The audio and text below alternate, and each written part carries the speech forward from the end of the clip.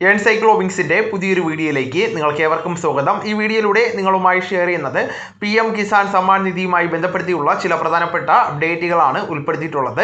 നമ്മുടെ വീഡിയോ സാധ്യമായി കാണുന്ന സുഹൃത്തുക്കളാണെങ്കിൽ ആദ്യമേ തന്നെ ചാനൽ ഒന്ന് സബ്സ്ക്രൈബ് ചെയ്യുക. അപ്പോൾ നമുക്ക് വിശദാംശങ്ങളിലേക്ക് കടക്കാം. പ്രധാനമായിട്ടും PM കിസാൻ സമ്മാൻ നിധിയുടെ 2000 രൂപ ലഭിക്കുന്ന കർഷകർ എല്ലാവരും തന്നെ ശ്രദ്ധിക്കേണ്ടതാണ്. ഇനി 22ാമത്തെ ഇൻസ്റ്റാൾമെന്റ് ആണ് നമുക്ക് വരുവാനായിട്ട് പോകുന്നത്. അതിന്റെ വിതരണം ഡിസംബർ മുതൽ മാർച്ച് വരെയുള്ള ഈ കാലയളവിലായിരിക്കും നമുക്കുണ്ടായിരിക്കുന്നത്.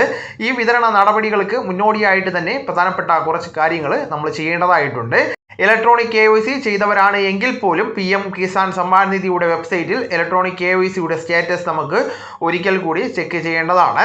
ആധാർ നമ്പർ നൽകിക്കൊണ്ട് പരിശോധിക്കുമ്പോൾ അത് ആൾറെഡി ഡൺ എന്നാണ് കാണിക്കുന്നത് എങ്കിൽ നമുക്ക് ഒരുപക്ഷെ മറ്റു പ്രശ്നങ്ങൾ ഉണ്ടായിരിക്കുന്നതല്ല. അല്ലാത്ത പക്ഷം വീണ്ടും നമ്മൾ ഈ ഒരു നടപടിക്രമം പൂർത്തീകരിക്കേണ്ടതായിട്ടുണ്ട്. ചിലർക്ക് പുനർവെരിഫിക്കേഷൻ്റെ ഒക്കെ തന്നെ ഭാഗമായിട്ടാണ് ഇത്തരത്തിലൊരു KYC അറിയിപ്പ് വന്നിരിക്കുന്നത്. അതുകൊണ്ട് തന്നെ ഈ കാര്യങ്ങൾ കർഷകരെല്ലാവരും തന്നെ ഒന്ന് പരിശോധിച്ച് സ്ഥിരീകരിക്കേണ്ടതാണ്.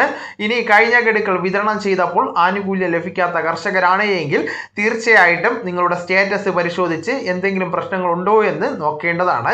അതോടൊപ്പം തന്നെ ആധാറിന്റെ വെബ്സൈറ്റിൽ Aadhaar bank account seeding status കൂടി പരിശോധിക്കുവാനുള്ള സംവിധാനമുണ്ട്. അത് ആ രീതിയിൽ കൂടി നിങ്ങൾ പരിശോധിക്കേണ്ടതാണ്. ആധാർ വഴിയുള്ള വിതരണമായതുകൊണ്ട് തന്നെ ആധാർ അധിഷ്ഠിതമായിട്ടുള്ള വിതരണമാണ് നടക്കുന്നത്. നമ്മുടെ ആധാറുമായിട്ട് ബാങ്ക് അക്കൗണ്ട് സീഡ് ആയിട്ടില്ല എങ്കിൽ നമുക്ക് ആ ഒരു തുക ലഭിക്കുന്നതല്ല. അങ്ങനെ ഒരു പ്രശ്നം ഉള്ളത് കൊണ്ട് തന്നെ Aadhaar bank account seeding status കൂടി പരിശോധിക്കേണ്ടതായിട്ടുണ്ട്. ഇനി അതോടൊപ്പം തന്നെ 2026 ജനുവരി മാസം മുതലൊക്കെ കർഷക ID കാർഡുകൾ അതോടൊപ്പം തന്നെ പ്രോപ്പർട്ടി കാർഡുകൾ പോലെയുള്ള വിവിധ കാര്യങ്ങൾ ഉണ്ടായിരിക്കുന്നതാണ്. ജനുവരി മാസം മുതലൊക്കെയാണ് ഇതിന്റെ നടപടികൾ ആരംഭിക്കുന്നത്. നിലവിലെ ഡിജിറ്റൽ റീസർവേ പൂർത്തീകരിച്ച മേഖലകൾ കേന്ദ്രീകരിച്ച് അതിന് മുൻഗണന നൽകിയാണ് സംസ്ഥാന സർക്കാർ പ്രോപ്പർട്ടി കാർഡുകൾ അല്ലെങ്കിൽ ഡിജിറ്റൽ റവന്യൂ കാർഡുകളൊക്കെ തന്നെ വിതരണം ചെയ്യുന്നത്. നമ്മുടെ കൃഷിഭൂമിയുമായി ബന്ധപ്പെടുത്തിയുള്ള എല്ലാ അടിസ്ഥാന വിവരങ്ങളും ഈ കാർഡിൽ രേഖപ്പെടുത്തിയിട്ടുണ്ടായിരിക്കും. പിന്നീട് വിവിധങ്ങളായിട്ടുള്ള ഡോക്യുമെന്റുകളൊക്കെ തന്നെ നമ്മൾ അപേക്ഷ വയ്ക്കുമ്പോഴേക്ക് ഈ ഒരു കാർഡുകൾ ഹാജരാക്കിയാൽ മതിയായിരിക്കും. പിന്നീട് വിവിധങ്ങളായിട്ടുള്ള അപേക്ഷകൾക്ക് ഈ ഒരു കാർഡ് പ്രധാന മാനദണ്ഡമായിട്ട് മാറുന്നതാണ്.